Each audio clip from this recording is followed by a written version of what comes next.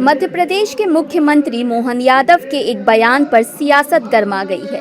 एक कार्यक्रम के दौरान उन्होंने समान नागरिक संहिता, बहुविवाह और 3 तलाक का जिक्र किया। सीएम मोहन यादव का कहना है कि जब भगवान राम ने 1 शादी की है तो रहीम 4 शादी क्यों करेगा। राज्य में यूसीसी बिल को लेकर दिए गए बयान में उन्होंने ये बात कही है। वहीं सीएम मोहन यादव ने 3 तलाक का भी उल्लेख करते हुए कहा कि ऐसा करने वालों के खिलाफ कानून के मुताबिक कार्रवाई होगी।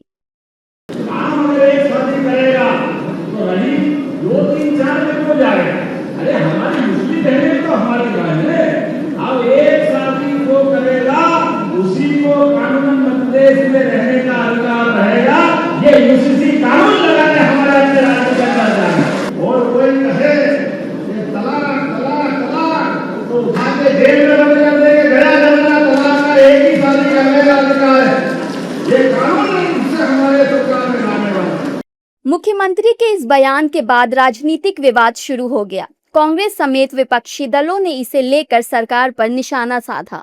विपक्ष का आरोप है कि मुख्यमंत्री का बयान समाज में ध्रुवीकरण की राजनीति को बढ़ावा देने वाला है और सरकार को रोजगार, महंगाई और किसानों जैसे मुद्दे पर ध्यान देना चाहिए। विपक्ष ने मुख्यमंत्री के बयान पर स्पष्टीकरण की भी मांग की है। विपक्षी दलों के नेताओं ने किस तरह सीएम को घेरा है, सुनिए।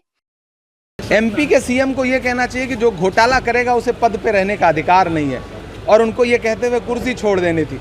लेकिन अब चूंकि घोटाले के आरोप में घिरे हैं, ज़मीन के घोटाले के आरोप में घिरे हैं और उन ज़मीनों का लगाव भी धर्म से ही जुड़ा हुआ है कि धार्मिक नगरी है उज्जैन, वहाँ ज़मीनों के रेट बढ़ने वाले थे तो आपने ज़मीनें खरीद ली, आपके परिवार ने ज़मीनें खरीद ली। ये आरोप से मुक्ति कैसे मिले, तो उसके लिए दूसरी तरफ धर्म का सहारा। देश समझता है उनके इस ध्यान भटकाने वाली बात का। ऐसा कानून बनाने जा रहे हैं क्या? तो आधी बीजेपी खाली हो जाएगी, आधी बीजेपी खाली हो जाएगी। वो कह रहे हैं वो कह रहे हैं कि राम का अगर 1 है तो रहीम के 4 कैसे हो सकते हैं? बात सही है, इसलिए हम समान नागरिक कानून जो है या 3 तलाक वाला जो मुद्दा है उसको हमने समर्थन दिया था।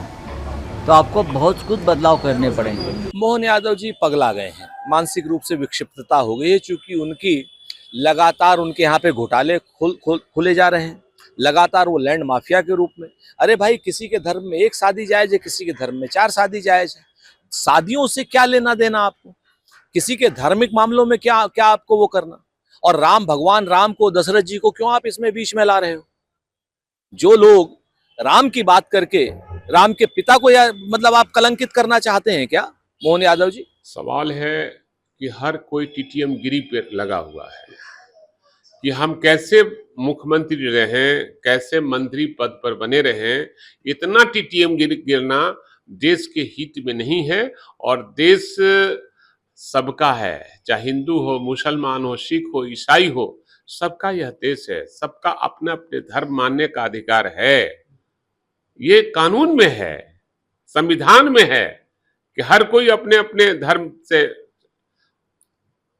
ये कोई हिंदू धर्म का थोड़ी हिंदू राष्ट्र है कि हम यूसीसी पे कानून लेके आएंगे। देश का संविधान जो है, बाबा साहब अम्बेडकर ने जिस संविधान को बनाया, देश के हर नागरिक के लिए उसमें अधिकार सुरक्षित रखे गए। आज जिस प्रकार का वातावरण ये लोग तय कर रहे हैं, क्योंकि आज हालत ये है कि हर राजधानी पे 2 लाख रुपए का कर्जा हो चुका है, सारी विकास की योजनाएं अटकी हुई हैं, सिर्फ बातें चल रही हैं।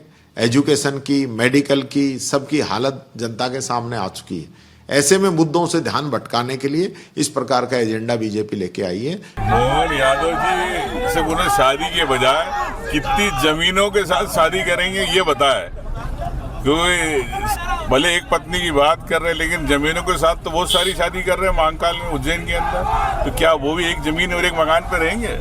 वहीं दूसरी ओर बीजेपी और उनके सहयोगी दलों के नेताओं ने सीएम मोहन यादव के बयान का समर्थन किया है।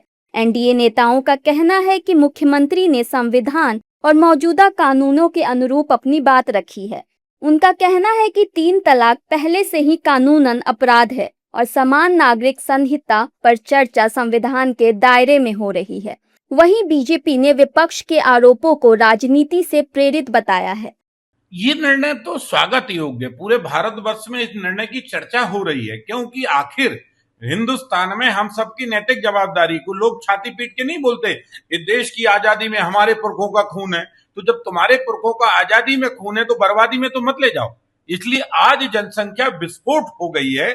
जनसंख्या इतनी हो गई है कि हम हमारी जनसंख्या के लिए पर्याप्त स्कूल, कॉलेज, अस्पताल, रहने की सुख सुविधाएं, रोजगार, हाथों में नए हुनर देने की जो तैयारी थी वो कहीं ना कहीं पीछे हो रही है।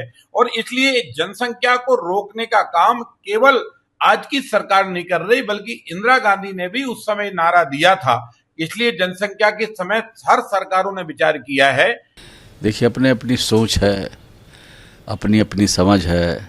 अब उनके राज्य में क्या परिस्थितियां हैं उसके हिसाब से वो निर्णय ले रहे हैं, लेकिन ये इस मुद्दे पर राष्ट्रीय स्तर पर भी बहस होनी चाहिए और राष्ट्रीय स्तर पर बहस करके लोगों की राय जान करके इस तरह के कानून बनाना चाहिए और फैसला लेना चाहिए। देखिए, समान नागरिक संहिता मध्य प्रदेश की सरकार सदन में पेश कर रही है। हमारी अपेक्षा है कि समाज का कोई तबका आहत नहीं हो। इस देश में हिंदू धर्म मानने वाले की परंपराएं भी अलग अलग हैं। कोई शैव परंपरा को मानता है, कोई नाथ संप्रदाय को मानता है, कोई वैष्णव संप्रदाय को मानता है। इस्लाम धर्म मानने वाले लोग शिया भी हैं, सुन्नी भी हैं। क्रिश्चियनिटी मानने वाले प्रोटेस्टेंट भी है, कैथोलिक भी हैं। तो ऐसी स्थिति में सबकी भावना का सम्मान हो। फिलहाल मुख्यमंत्री के बयान को लेकर सियासी बयानबाजी तेज हो गई है। आने वाले दिनों में ये मुद्दा मध्य प्रदेश की राजनीति में और गर्मा सकता है, जबकि इस पर सरकार और विपक्ष आमने सामने हैं।